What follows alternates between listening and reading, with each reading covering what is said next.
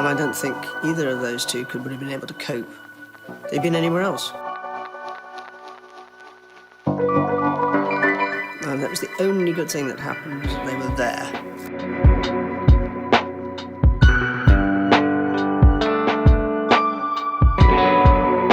I think my mother did exactly the right thing. I think it's absolutely extraordinary. No, and I can't remember anybody except the Queen being there. The British royal family has been thrown into absolute chaos after explosive claims emerged that Queen Camilla's son secretly used Balmoral Castle for personal business without proper approval.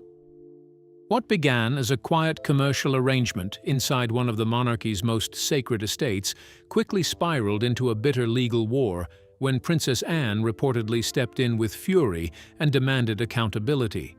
But behind the palace walls, the battle became far more personal, exposing old grudges, hidden tensions, and a royal family divided against itself. So, is Camilla's son going too far? Do you think Princess Anne was right to take such drastic action against Camilla's son?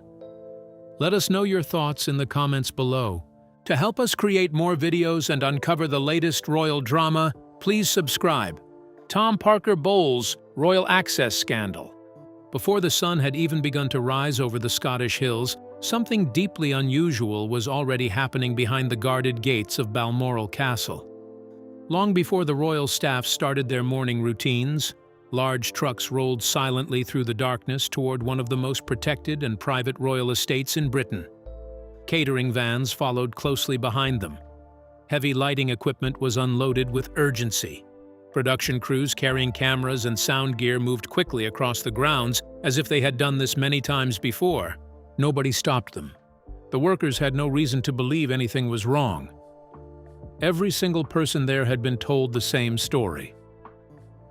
According to the documents they had received, the filming project had been fully approved at the highest level. The contracts looked official. The schedules appeared professionally prepared. Even the security instructions carried royal-style formatting that seemed impossible to fake. And at the center of it all stood one man confidently controlling the operation from the shadows. That man was Tom Parker Bowles.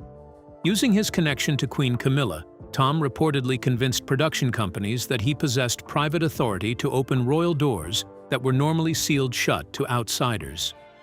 He pitched an expensive luxury documentary series focused on elite aristocratic estates, royal traditions, and historic dining culture.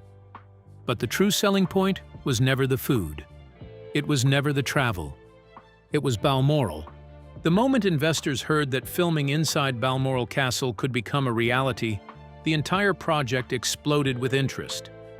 Wealthy backers reportedly rushed to secure involvement before the opportunity disappeared. To them, this was more than television. It was rare access into a royal world the public almost never sees. And Tom knew exactly how powerful that promise was. Sitting across from executives and producers, he allegedly spoke with complete certainty. He claimed his family ties gave him direct influence over access to royal residences. He insisted permissions had already been handled privately behind palace walls. His confidence was so convincing that almost nobody questioned him. Money started flowing almost immediately. Huge advance payments reportedly poured into accounts connected to the project as companies scrambled to secure filming rights before competitors could step in. But according to insiders, there was one devastating problem hidden beneath the entire operation. None of the permissions were real. The authority Tom claimed to possess apparently existed nowhere except on paper he created himself. And Balmoral was only the beginning. Reports suggest similar promises were quietly made involving other royal estates, including Sandringham House and Windsor Castle. Different companies, different meetings, but always the same story. Exclusive royal access supposedly guaranteed through private family connections. Then came the part that allegedly stunned palace insiders the most. Whenever questions started surfacing, official-looking authorization papers suddenly appeared. The documents carried polished formatting, formal language, and signatures designed to resemble approval from senior royal officials. To nervous contractors and production staff, The paperwork looked convincing enough to silence suspicion before anyone dared investigate further. But as whispers began spreading quietly through royal circles, one question started growing, impossible to ignore. Who inside the palace was going to uncover the truth first? And what would happen once it was exposed? More importantly, was this already becoming something far bigger than a simple royal embarrassment? Let's find out. Princess Anne's Balmoral fury. Tom believed he had planned everything perfectly. Every truck had entered Balmoral quietly before sunrise. The film crew had already begun transforming parts of the castle into what looked less like a royal residence and more like a commercial movie set. Lights hung from towering metal rigs. Thick cables stretched across polished floors. Workers hurried from room to room carrying cameras, equipment cases, and catering supplies as if they owned the place. To them, this was simply another high-paying production job. But there was one thing Tom never expected. Princess Anne arrived at Balmoral without warning. No advance notice, no security briefing, no carefully prepared explanation waiting for her. She simply walked through the castle doors and stepped directly into the middle of the operation. The moment she saw the historic dining hall, witnesses said her expression completely changed. The room that had once carried the weight of royal history now looked like the backstage area of a television studio. Massive lights hovered above antique furniture. Crew members barked instructions across the room. Tables had been shifted. Decorative pieces had been moved aside to create filming space. Staff rushed around adjusting camera angles while catering stations lined the walls. For a second, Anne reportedly froze. Not because she was shocked by a business deal gone too far, but because of what that castle meant to her personally. Balmoral was not just another royal property. It was the place where Queen Elizabeth II spent her final hours. Inside those very walls, Anne had sat beside her mother during the final moments of her life. She had watched the Queen grow weaker. She had witnessed the silence that followed the passing of the most important figure in the monarchy. Every hallway inside Balmoral carried memories tied to grief, family, and loss. Now, strangers were dragging equipment through those same rooms because someone had secretly sold access to the property behind the royal family's back. The emotional impact hit Anne instantly. Staff members later whispered that they had never seen her so furious. Some even claimed her hands were visibly shaking as she looked around the room. The anger coming from her was described as cold, explosive, and impossible to ignore. Then came the order that stopped everything. Anne demanded the production shut down immediately. Every camera, every light, every vehicle, gone within 1 hour. Crew members stood stunned as security officers suddenly stepped in to enforce her instructions. What had started as a smooth filming operation quickly collapsed into chaos. Workers scrambled to disconnect equipment, while senior staff tried desperately to calm the situation. Voices rose throughout the castle corridors as confusion spread from room to room. And the most unbelievable part? Tom was nowhere near Balmoral. Certain his arrangement would never face resistance, he had stayed behind in London handling other matters while others carried out the plan for him. That decision would soon become the greatest mistake of his life. Because Anne did not stop at shutting down the production. Almost immediately, she contacted King Charles directly to ask one terrifying question. Had he approved any of this? The king's reaction reportedly stunned her. Charles knew absolutely nothing about the filming project. He had never granted permission. In fact, this was the first time he had even heard about commercial crews operating inside Balmoral. That single phone call changed everything. Within hours, Anne ordered royal lawyers to begin digging through contracts, payments, private agreements, and every document connected to Tom's activities. But as investigators started uncovering details, a far darker picture began to emerge. Because Balmoral was not the beginning of the scandal. It was simply the moment someone finally caught him. Let's uncover more about Tom that the public don't know. Royal investigators uncover shocking allegations. When royal lawyers finally began digging through Tom Parker Bowles's financial records, they expected to uncover one reckless mistake from a man who had briefly crossed the line. Instead, what emerged was something far more disturbing. Investigators reportedly found a long-running pattern built around one very profitable illusion: the suggestion that being the son of Queen Camilla gave Tom unofficial power inside the royal family. According to the growing concerns inside palace circles, that connection had quietly opened doors, influenced people, and generated money for years. But the deeper investigators looked, the further back the story stretched. To truly understand how things allegedly escalated to the point of unauthorized crews entering Balmoral Castle, many insiders pointed back to 1999. That was the year Tom's carefully polished image first cracked in public. At just 24 years old, while working at the Cannes Film Festival, he was secretly recorded by an undercover reporter in a conversation involving cocaine. The scandal exploded across British headlines almost overnight. But according to reports at the time, it did not stop with casual drug use.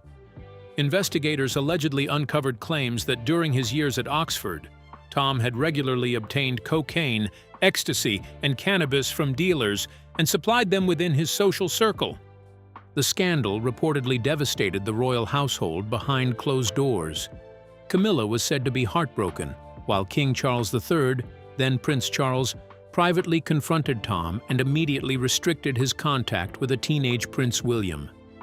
Palace officials allegedly discussed whether Tom's behavior posed a safeguarding concern to the future king, not simply because of drug use, but because he had reportedly supplied drugs to others over several years. Yet, despite the seriousness of the allegations, the crisis slowly faded from public attention, and Tom escaped lasting consequences as royal protection quietly closed ranks around him. The years that followed brought personal turmoil as well. Tom married fashion editor Sarah Baez in 2005, and the couple later had children before their marriage collapsed in a painful split years later. Afterward, he began a relationship with journalist Alice Procope, but tragedy struck when she died from cancer in 2021. People close to him claimed the loss changed him deeply. According to those around him, he threw himself into business ventures with increasing desperation and began leaning harder than ever on his royal ties. As financial investigators mapped out his dealings, a troubling picture reportedly formed.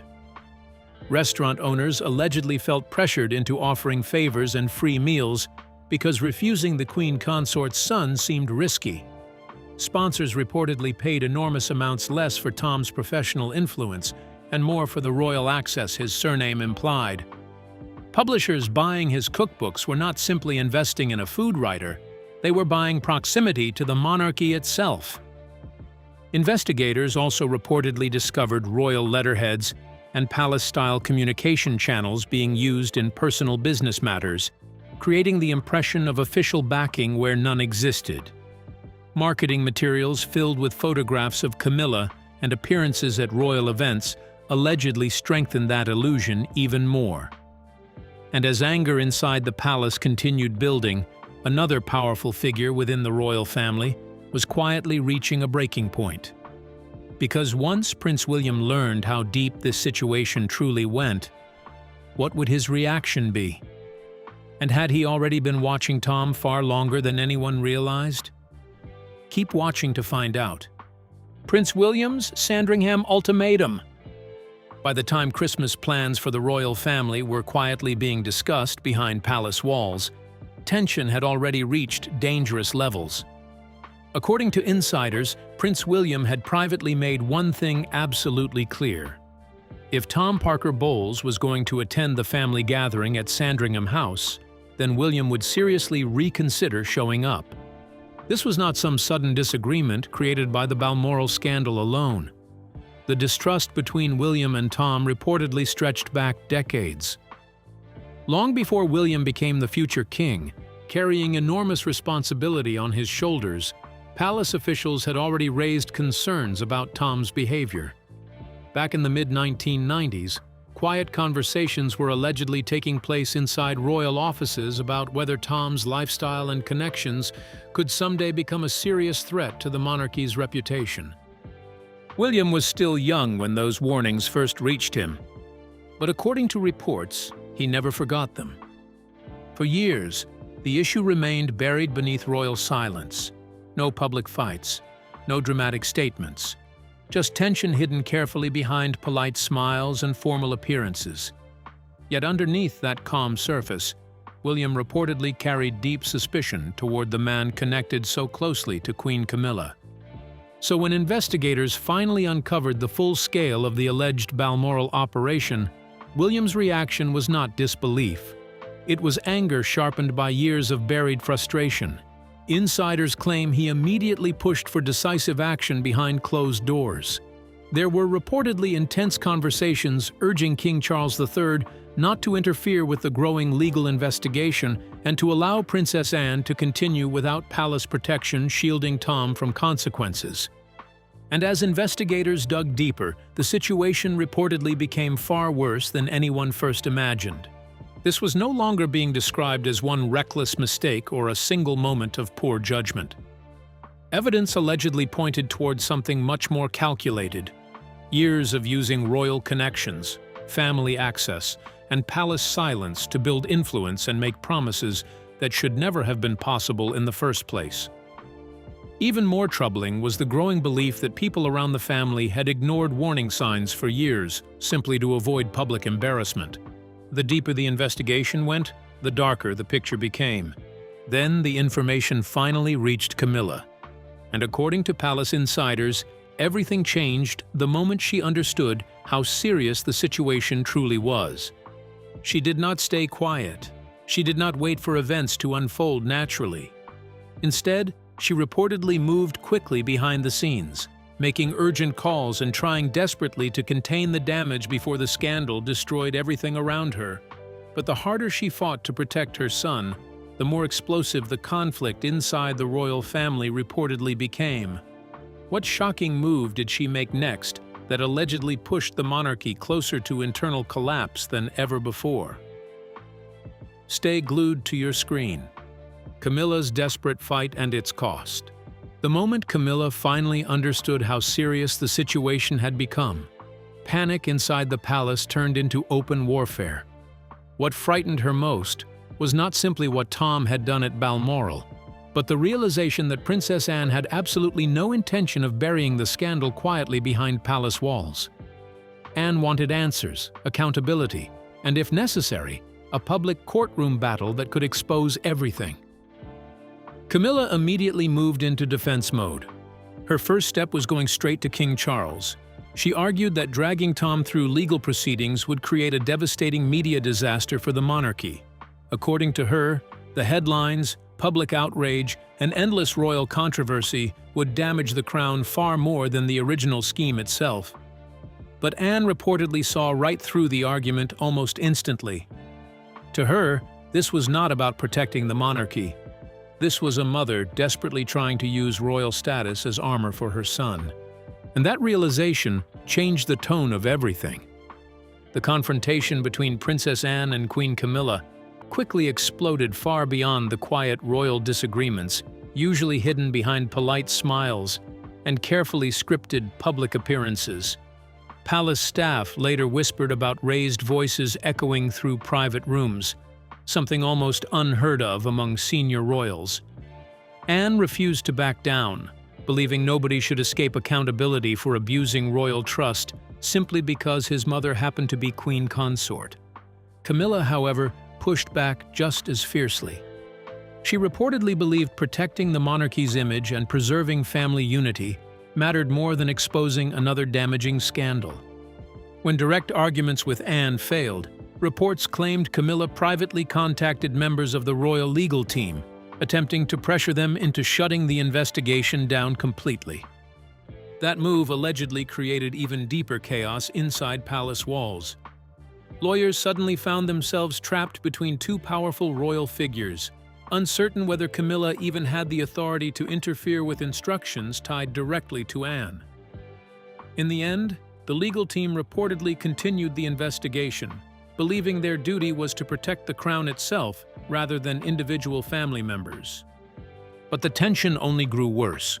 Reports later claimed palace staff were quietly encouraged to remain loyal to Tom and avoid cooperating with investigators.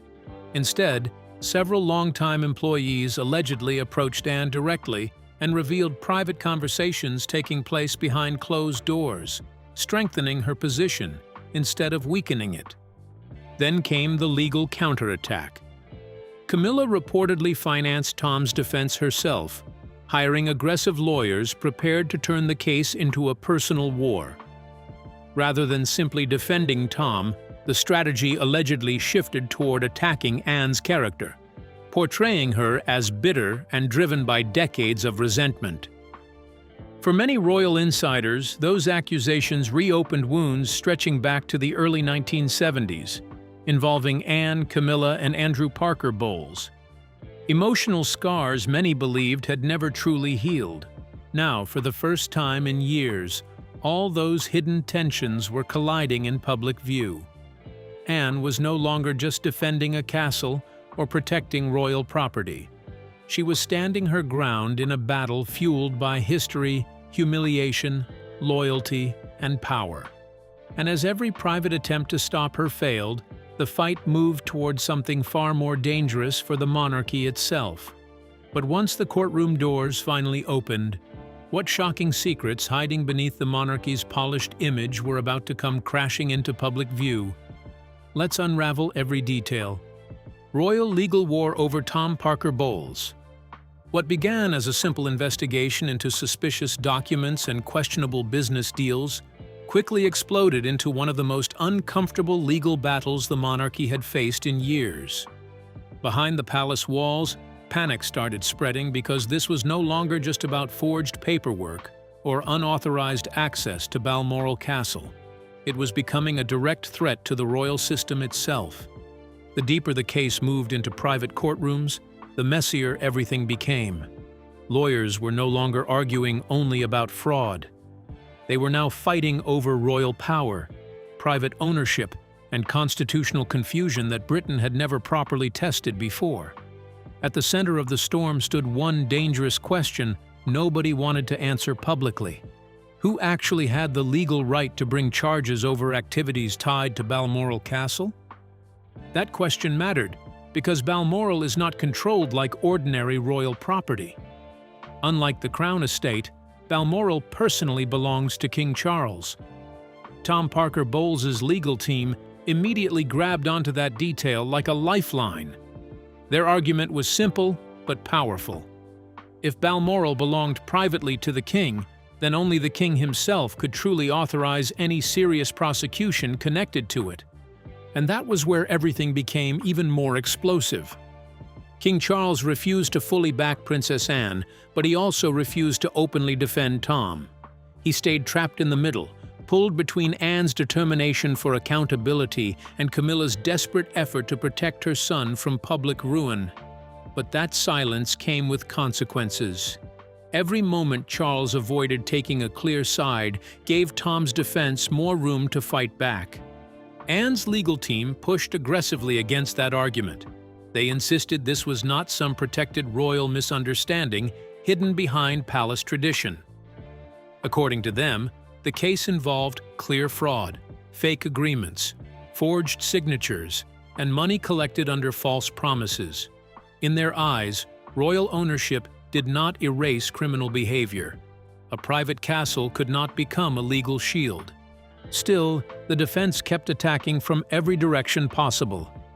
Lawyers dug through decades of royal records, searching for examples of family friends or royal insiders receiving informal access to royal estates without proper written approval. They wanted to prove that royal rules had always operated in gray areas and that Tom's behavior was not entirely outside long-standing palace culture. As months dragged on, the courtroom became a battlefield of delays, witness pressure, and mounting costs worth hundreds of thousands of pounds. Palace staff members suddenly found themselves caught in a terrifying position. Some refused to speak unless legally forced. Others conveniently forgot key details once questioning became serious. Fear spread quietly through royal circles because nobody wanted to risk angering whichever side eventually won the war inside the palace. Princess Anne stood almost alone through much of it. Without clear support from Charles, the case hovered in a strange legal limbo where the wrongdoing seemed obvious. Yet powerful figures remained unwilling to confront it directly. Anne even paid her own legal bills to avoid claims that she was using royal privilege for revenge. But beneath the legal chaos, something far bigger was beginning to terrify the monarchy itself. This case exposed how vulnerable the royal family had become to people using royal access, royal names, and royal connections for personal profit. And inside palace walls, an even darker question was starting to grow louder. How many others may have quietly built fortunes from the crown long before this scandal ever exploded into public view? Let's find out. Royal fear inside the palace. For years, the British monarchy has operated under one unspoken rule that sits above almost everything else. Royal connections are never supposed to become private business opportunities. The crown survives because it maintains the illusion of duty, sacrifice, and service above profit. But behind palace walls, there has been growing panic that more and more people connected to the royal family are beginning to see those connections as something that can be monetized, marketed, and sold to the highest bidder. That fear did not begin with Tom Parker Bowles. Long before the Balmoral controversy exploded into public view, the monarchy had already been battered by scandals involving royal influence and commercial gain. Prince Andrew's disastrous relationships with wealthy businessmen and controversial figures left permanent damage on the institution's reputation. The fallout became so severe that the palace was forced to strip him of military titles and public duties just to contain the outrage. Then came Prince Harry and Meghan Markle, whose departure from royal life quickly evolved into billion-dollar media deals, documentaries, interviews, and commercial partnerships built heavily around their royal identities. To supporters, they were simply building independent lives. But inside the palace, many feared it opened a dangerous door where royal status itself could become a product. That anxiety only deepened with figures like Tom Parker Bowles. While not a working royal, he still carried enormous social influence simply because he was Queen Camilla's son. Every invitation, every business deal, every public appearance carried the invisible weight of palace access. Critics began questioning whether companies were paying for talent or paying for proximity to the crown itself. And that is exactly what terrifies the monarchy most. Once the public starts believing royal connections can be traded like currency, the institution risks looking less like a symbol of national service and more like an exclusive private network where privilege quietly generates profit behind closed doors. Inside palace circles, some insiders reportedly feared the Balmoral situation could become the scandal that finally confirmed those suspicions in the eyes of the public. But while Anne was pushing for accountability, another battle was quietly unfolding at the very top of the monarchy itself. And the pressure mounted. Why did the king suddenly seem unwilling to act? And what was he truly afraid of? Stay glued to your screen. Royal power struggle over Balmoral scandal. Behind the public image of royal unity, the growing crisis surrounding Balmoral exposed something far more dangerous inside the monarchy. A deep and uncomfortable power struggle between King Charles and Princess Anne. While Charles appeared determined to avoid another public disaster for the royal family, Anne reportedly saw the entire situation very differently. To her, protecting the institution meant confronting wrongdoing directly, no matter whose family member was involved. That difference revealed two completely opposite styles of leadership. Charles has long been viewed as emotional, cautious, and deeply concerned with public image. Throughout his life, he has often tried to manage scandals quietly, hoping tensions could be softened through private negotiations rather than open confrontation. Even during some of the monarchy's darkest moments, Charles frequently leaned toward compromise, reconciliation, and damage control. Anne, however, has built an entirely different reputation over decades of royal duty. She is widely seen as one of the hardest-working and most disciplined members of the royal family.